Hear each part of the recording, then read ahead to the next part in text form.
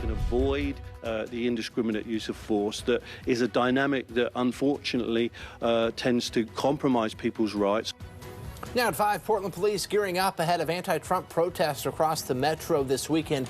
Police say they expect a few thousand people to show up, but say they don't expect any riots. Good evening. Thanks for joining us at 5.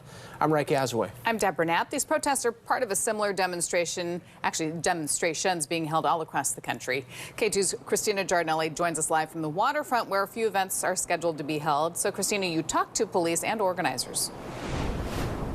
Yeah, Deb, and both sides say they really don't want a repeat of some of the riots that took place in 2020. Well, most of those civil rights movements did remain peaceful. The ones that did not caused massive amounts of damage. Many Portlanders will remember. And the Portland Police Bureau is working with a de-escalation expert to help them learn from some of those situations.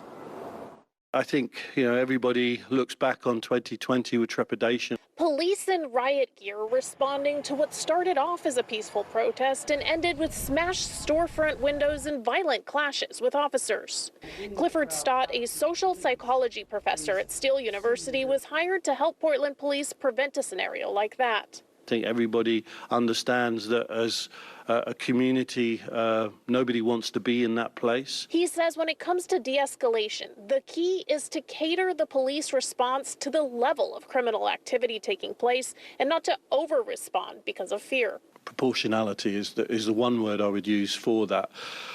I think the key issue here is about maximizing police capability to de-escalate tensions and to deal with low-level problems. Stott will be on hand Saturday as thousands of protesters demonstrating against the Trump administration are expected to be in the downtown Portland area. Assistant Portland Police Chief Craig Dobson says he fully expects tomorrow to be peaceful. We're excited about tomorrow and the number of folks that we expect downtown. We're hoping that after the event or during the event, folks can stop by and shop and grab a bite to eat while they're in the downtown. Marcia Schneider, who is one of the organizers for an East Portland protest taking place Saturday, says they are also doing everything they can to keep the peace. A lot of times, if you have a heckler or you have somebody that's really there to make trouble, if the whole crowd can stay calm and if you can ask the person to leave if they're causing trouble. Now, it's not just Portland where these events are taking place.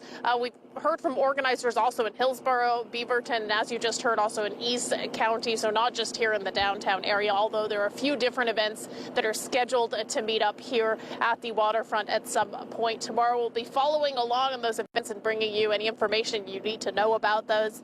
For now, live at the waterfront, Christina Giardinelli, K2 News. Christina, thanks for that. And as she mentioned, it's not just downtown Portland. Tonight we're tracking protests planned across the metro.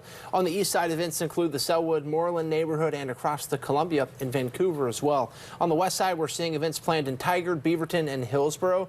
Be sure to stick with K2 News for the very latest. When we're not on air, you can find new details on our social media pages or on K2.com.